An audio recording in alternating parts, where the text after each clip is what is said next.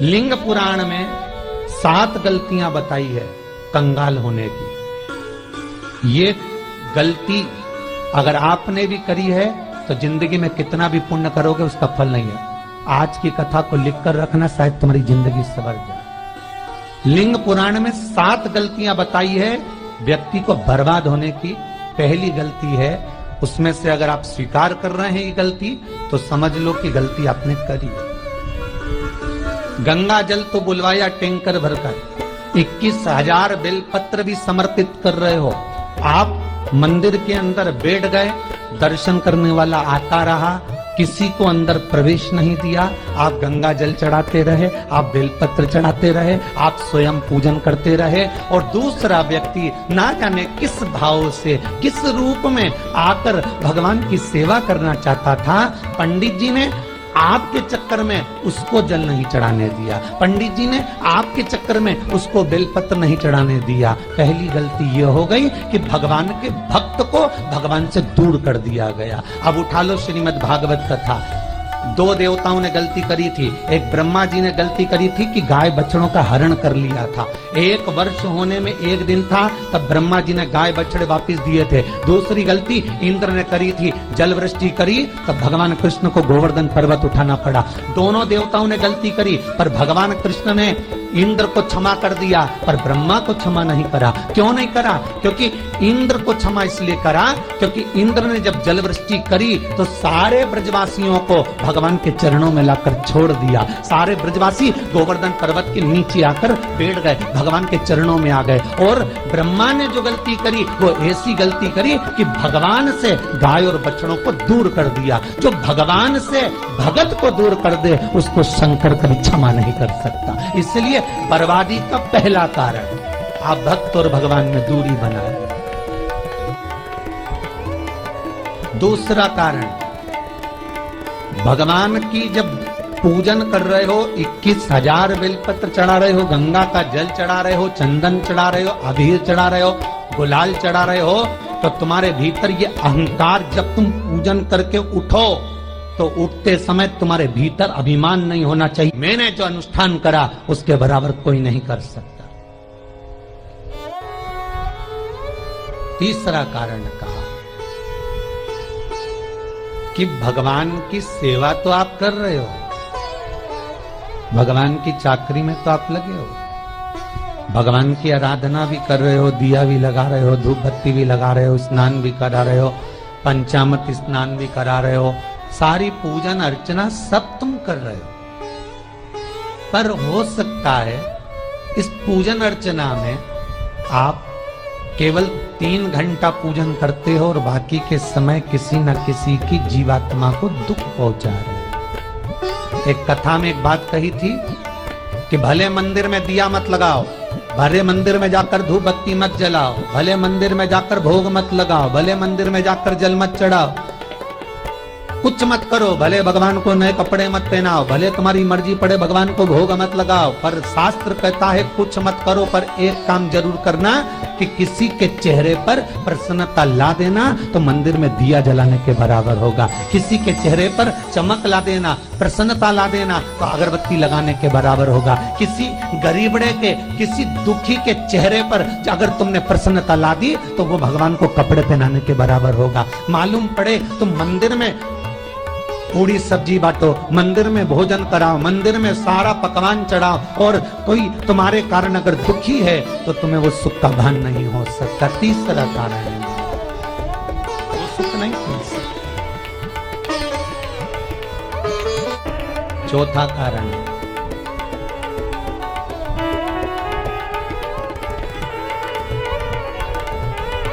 महाराज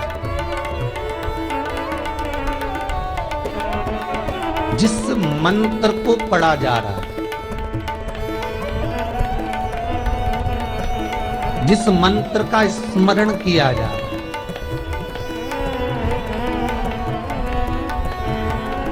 जिस भगवान की माला को हम जप रहे हैं, हम पाठ कर रहे हैं, उसमें त्रुटि। उठा लीजिए दुर्गा सप्तशती। दुर्गा सप्तशती का हिंदी अनुवाद में एक थोड़ा सा दृष्टांत दिया है, आपको मालूम होगा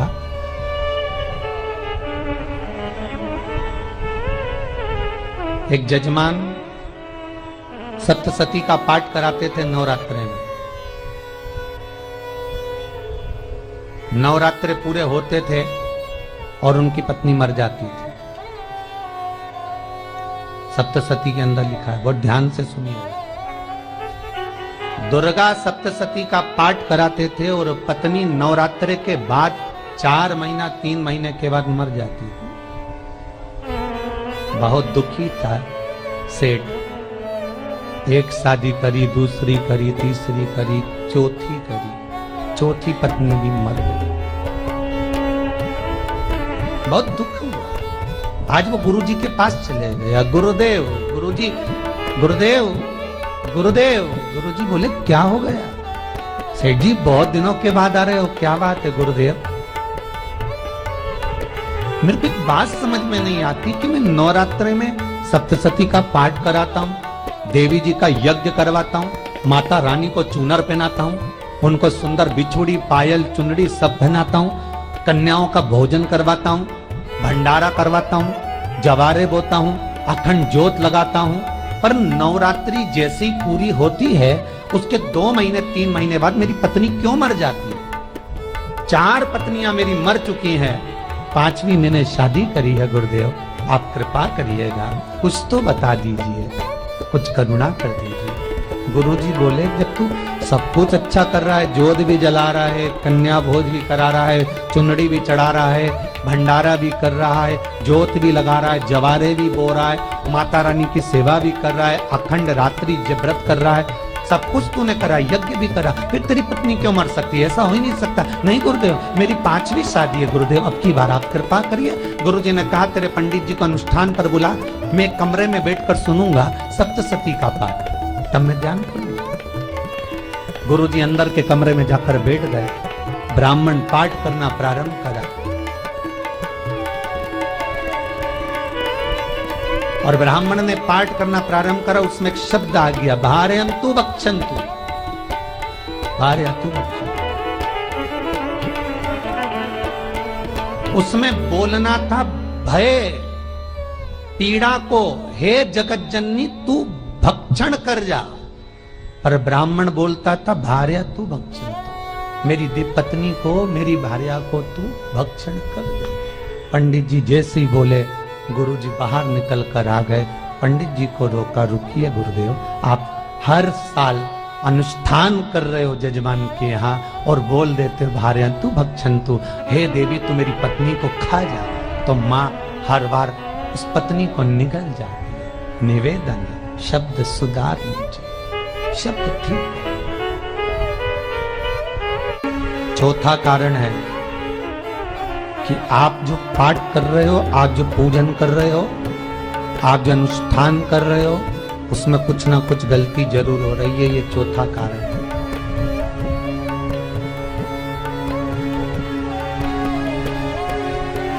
एक बार पूरे घर के लोगों को बिठाओ, अपने घर के लोगों को, मम्मी से पूछना मम्मी तुम कौन कौन सा पाठ करती हो? एक बार मम्मी से पूछो, फिर एक बार पापा से पूछना पापा आप कौन कौन सा पाठ करते हैं सुबह? फिर बहू से पूछना भाभी आप कौन कौन सा पाठ करती हो? फिर छोटी दुल्हन से पूछना छोटी दुल्हन तुम कौन कौन सा पाठ करती हो? भैया आप कौन कौन सा पाठ करते हो? आप कौन कौन सा पाठ करते हो? पूछना। जब घर के अंदर बड़ी बहू अलग तरह का पाठ कर रही है, छोटी बहू अलग तरह का पाठ कर रही है, मंजली बहू अलग तरह का पाठ कर रही है, माँ अलग तरह का पाठ कर रही है, पति अलग तरह का पाठ कर रहा है, तो उसका जो प्रभाव है, कौन सी चीज कहाँ टकरा रही है जिसके कारण घर में रोग इतना है कि कोई सही होने वाला ही नहीं है। अब तुम कहो कि सीवर वाले गुरुजी ने उपाय बताया, हमने बहुत करा, पर सही क्यों? तो सही क्यों नहीं हो रहा है? उसका कारण है या तो बड़ी बहू जो पाठ कर रही, या सास जो पाठ कर रही, या पति जो पाठ कर रहा है, नाते जो भी उस घर के अंदर रहकर जो पाठ अर्चना कर रहा है, उसमें जरूर कुछ ना कुछ ऐसा हो रहा है जिसके कारण वो काम नहीं कर पा। उसमें कुछ ना कुछ गलती हो रही है जिसको तुम समझ नहीं पा रहे, जिसको तुम अपने आप को बहुत विचार करते हो कि मेरे बराबर कोई नहीं कर सकता, मैं शंकर की भगत, मैं राम की भगत, मैं कृष्ण की भगत, मैं जो करती हूँ बहुत अच्छा करती हूँ, मैंने जो किया बहुत अच्छा करा। पर हो सकता है उसी कारण आपको दुख झेलना पड़ रहा है।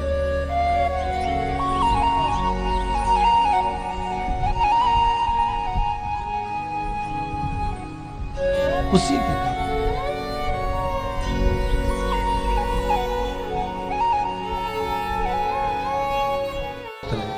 महाराज, हमने जो दान किया, हमने जो पुण्य किया, हमने जो सत्कर्म किया, वो किस जगह पर लगा? पांचवा सूत्र,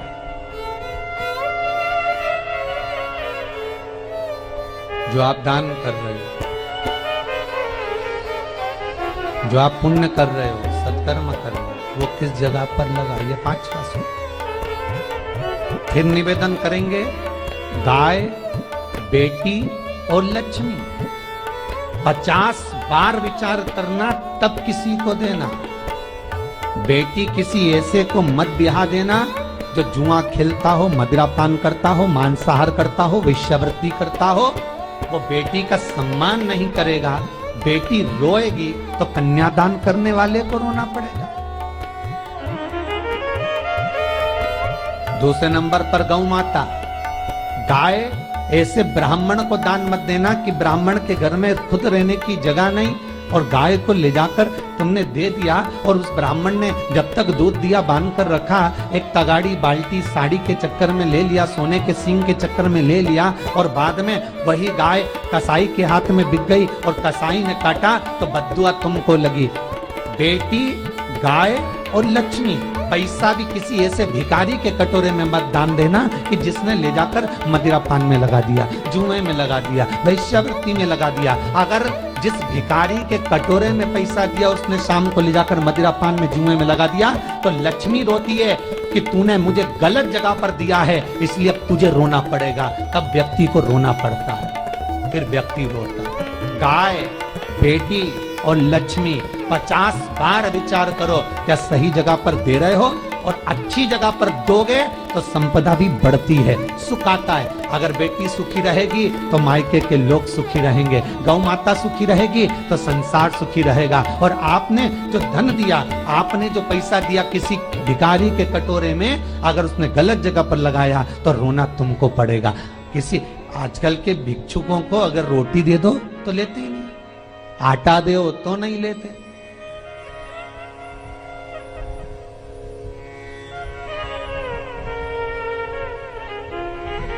पहले के समय में जो भिक्षुक आते थे ना तो रोटी बनी हुई मांगते थे। बूढ़ी बूढ़ी माताएं जानती होंगी, चिमटा बजाकर, घुंघरू बजाकर कहते थे भोजन, तो 2 रोटी निकाल कर दे दी जाती थी घर से। लो बाबा, तो माता इतना प्रेम रखती थी, केवल रोटी नहीं देती थी, बाबा बैठो हम सब्जी ला कर देते। इतना प्रेम था बुजुर्ग माताओं का, बैठो। और आज के जमाने में अगर रोटी दे दो तो फेंक दे नली में ले जाके, पैसा चाहिए। क्यों? शाम को पीने के लिए चाहिए ना, मदिरा पान के लिए, मांसाहार के लिए, जुए के लिए, वेश्यावृत्ति के लिए धन चाहिए।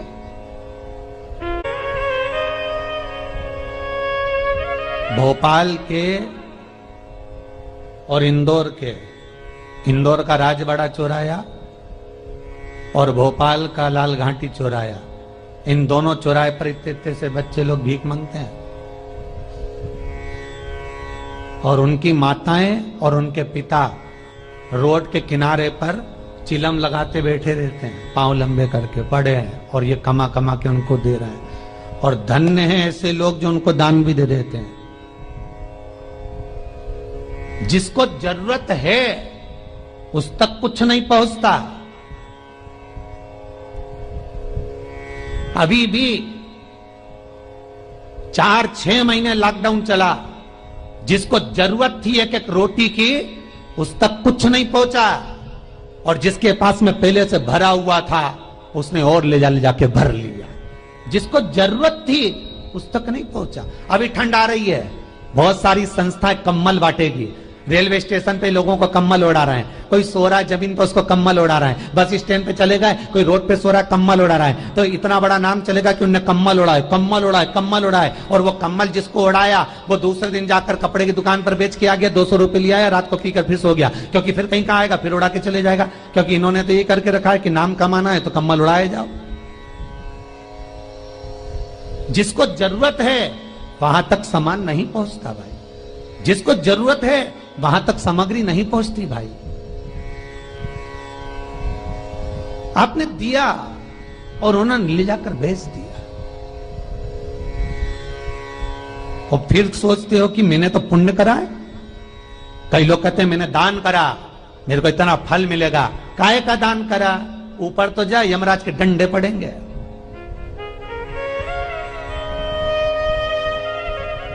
रेल में, ट्रेन में आप बैठ जाओ, रिजर्वेशन कोच में, छोटे छोटे लड़के आते हैं अपना कपड़ा उतारते हैं। सही बोलना रे भाई, जितने लोग टीवी पर कथा सुन रहे हो, छोटे छोटे बच्चे अपना कपड़ा उतारेंगे और पोछा लगाएंगे रेल की बोगी में। जब गवर्नमेंट ने स्वीपर रख रखे हैं तो तुम्हें अंदर आने का किसने कहा? कौन ने कहा कि तुम अपना कपड़ा उतार के पोछा लगाओ? और वो अपने शरीर का कपड़ा उतार कर पोछा लगाता है, आपके आगे हाथ फैलाता है, आप 1-1, 2-2 रुपए दे देते हो। वो अगले स्टेशन पर उतरता है, कोई सूंघने की सामग्री लेता है, सूंघ सूंघ के वो बर्बाद हो जाता है और कहीं कूद कर मर जाता है। उसके मरने में 1 रुपया तुम्हारा भी लगा है, इसलिए नरक तुमको भी भोगना पड़ेगा, क्योंकि उसके मरने में तुमने हेल्प करी है।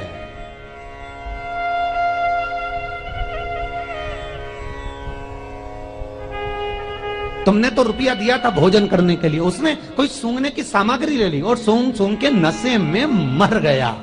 उसके मरने में 2 रुपए तुम्हारे हैं, 1 रुपए तुम्हारा है, तो भोगना तो तुमको भी पड़ेगा ना।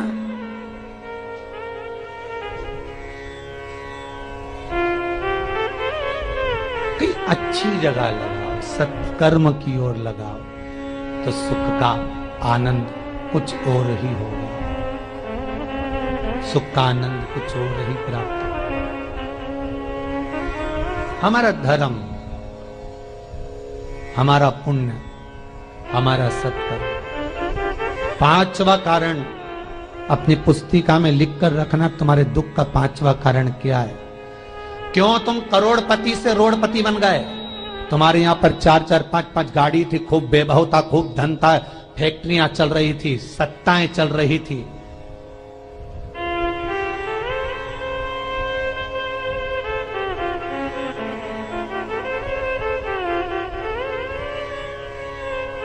खूब सत्ताएं थी, खूब वैभव था, खूब धन था, पर कुछ भी नहीं, सब धरा की धरा रह गए। सारा कोई वैभव बचा ही नहीं, कोई वैभव नहीं बचा। एक हमारे सेंधवा के भगत हैं महाराज, बड़े भावपूर्ण भगत।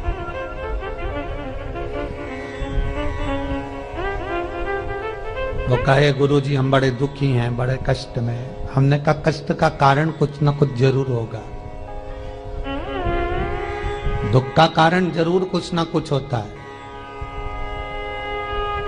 कहने लगे गुरुजी हमारी तो जीनिंग चलती थी, खूब फैक्ट्रियां चलती थी, इतना जीनिंग फैक्ट्रियां थी, इतना चलता था,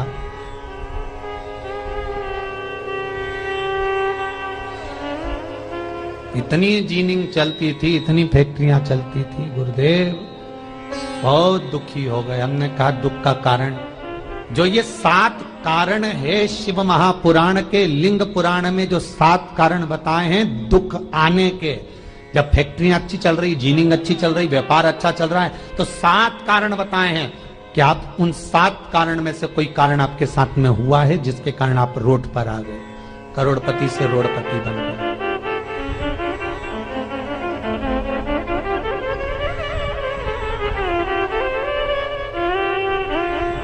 कभी कभी नगर में, गांव में सभी का व्यापार एक साथ समाप्त हो जाता है। कभी कभी गांव में, नगर में सबका व्यापार एक साथ समाप्त हो जाता है, सबका व्यापार एक साथ ही खल्लास हो जाता है, समाप्त, सभी कर्जे में हो जाते हैं। तो समझ लेना कि उस गांव के खेड़े का देव महादेव, उस गांव का खेड़ापति भगवान शंकर, उस गांव का शिव जरूर रुष्ट हुआ है, जरूर रुष्ट। उसको मनाने का प्रयास करो जिससे अपनी नगर, अपना गांव फिर उन्नति की सीढ़ी पर चढ़ जाए। पांचवा कारण मंत्र जाप को, अर्थात तुम्हारा फिर निवेदन, गाय, बेटी और लक्ष्मी 50 बार विचार करना तब देना, नहीं तो मत दे, मत दीजिए।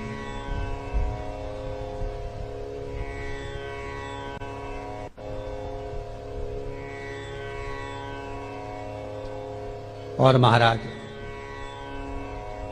भगवान शिव की कथा का छठा कारण बता, हमारे दुख का कारण छठा कारण,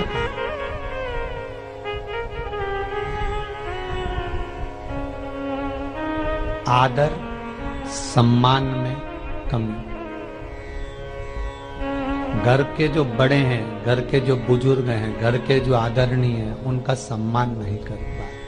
सुंदर कहा, जिस घर में माँ बाप की इज्जत नहीं होती, उस घर में देखना कभी बरकत नहीं होती।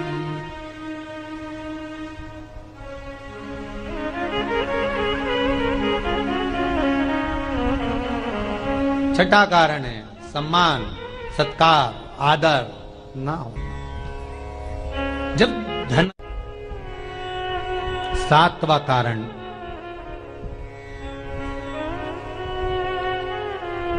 ये अंतिम कारण है। जितने लोग कर्जे में, लदालू में, जितने लोग दुखी हैं, जितने लोग तकलीफ में, आज की कथा को बहुत दिल से सुनना, अपनी गलती को जरूर छांटना। मुझे विश्वास है मेरा भोलेनाथ, आप अगर गलती को स्वीकार कर लोगे तो शंकर वापिस आपको करोड़पति बना देगा, लखपति बना देगा। शंकर आपके भंडार फिर भर देगा। 7 कारण में से अपनी गलती को जरूर छांटना। साहब की आपने गलती कौन सी करी, और अपनी गलती को छांट ले, यही सबसे बड़ी बात है ना। लोग सुनने के बाद भी नहीं छाटेंगे, नहीं मैंने तो कुछ करा ही नहीं, मैं तो कुछ कर ही नहीं, बस मैं ही तो है, हरी जगदम्बा वो मैं ही फंसा है बीच में।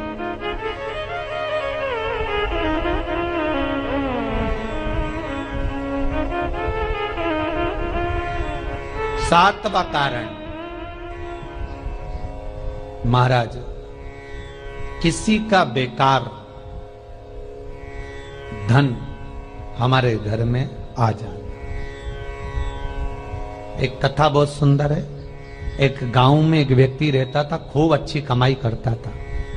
पत्नी ने कहा, तुम्हारे पास कमाई अच्छी हो रही है तो ये पैसा तो कोई चुरा के ले गया तो पति बोला क्या करना चाहिए, तो एक काम करता हूं, बाजार से कोड़ियां खरीद लेता हूं। कोड़ियां जानते हो, वो ऐसे बच्चे लोग खेलते हैं, कोड़ी खरीद लाता हूं। अब गांव का व्यक्ति रोज कोड़ियां खरीद के लाए, उनके यहाँ बोरे पे बोरे भरा गए, बारदान पर बारदान भरा गए, पूरा कमरा कोड़ियों से भरा गया। एक दिन राजा बीमार पड़ गया।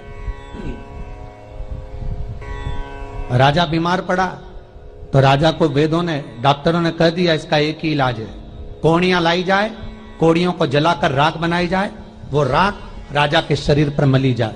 राजा के शरीर पर जब राख को मलेंगे तो राजा ठीक हो जाएगा। राजा ने अपने दूतों से कहा, जाओ नगर में कोड़ियां देखो।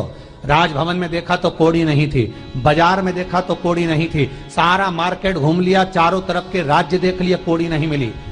राजा ने दूतों से पूछा बात क्या है। दूतों ने बाजार वालों से पूछा, भैया कोड़ियां क्यों नहीं है? तो बाजार के व्यापारी बोले, महाराज सुबेरे सुबेरे एक गांव का व्यक्ति आता है, सारी कोड़ियां खरीद कर ले जाता। सारी कोड़ियां? हाँ। उसका पता दो। दुकान वालों ने पता दिया, वो वहां पहुंच गया, उसको डराया राजा के दूतों ने, तेरे पास कोड़ियां हैं? हाँ, पर मैंने अपने पैसे से खरीदी है, फ्री की नहीं है, खूब खर्चा कर कर मैंने कोड़ियां जोड़ी हैं। राजा बीमार पड़ा है, कोड़ियां ला के दे। उसने मना करा, दूतों ने डराया, ठीक है लो। उन्होंने बारदान खोल लिया, झोला खोल लिया, बैग खोल लिया। राजा के दूतों ने बैग खोला, वो गांव का व्यक्ति एक थाली में कोड़ियां लाता, उस पर हाथ फेरता और झोले में डालता जाता, फिर भर कर लाता, फिर हाथ फेरता, फिर झोले में डालता। राजा के दूतों ने कहा, एक बार में पूरा बारदान उठाकर क्यों नहीं दे देता, ये बार बार हाथ क्यों फेर रहा है? वो गांव का व्यक्ति बोला, महाराज मैं कोड़ियों को थाली में भरकर हाथ इसलिए फेर रहा हूं, इन कोड़ियों में से मैं वो एक कोड़ी ढूंढ रहा हूं कि ऐसी कौन सी कोड़ी मेरी इन कोड़ियों में आकर मिल गई जो मेरी इतनी सारी कोड़ियों को लेकर जा रही है। बस वो चरित्र याद करना कि एक कोड़ी हमारे घर में कोई ऐसी आ जाती है जो सारी रखी हुई कोड़ी को लेकर चली जाती है। और जिंदगी में घर में धर्म की, पुण्य की, सत्कर्म की एक कोड़ी ऐसी आ जाती है जो शिव महापुराण की कथा करवा देती है। वो कोड़ी को ढूंढना कि वो कोड़ी कौन सी है। जो अच्छा काम करवा रही है अच्छी कोड़ी आई होगी, सत्कर्म करवा रही है अच्छी कोड़ी आई होगी, और मालूम पड़े एक कोड़ी ऐसी आ गई जो डॉक्टरों में भरवा रही है, सारा की सारा धन मेडिकलों में लगवा रही है, पुलिस में लगवा रही है, कहीं गलत जगह पर लगवा रही है, कहीं एक्सीडेंट में लगवा रही है। जो कोड़ी गलत जगह पर धन को लेकर जा रही है, समझ लेना कि वो कोड़ी बेकार आ गई जो सारा का सारा बर्बाद करने में लगी हुई है। उस कोड़ी को पहचानो कि वो कोड़ी कौन सी है। 7वां कारण शिव महापुराण का, लिंग पुराण का लिख कर रखना कि एक कोड़ी ढूंढना कि वो कोड़ी कौन सी घर में आ गई जो हमें बर्बाद कर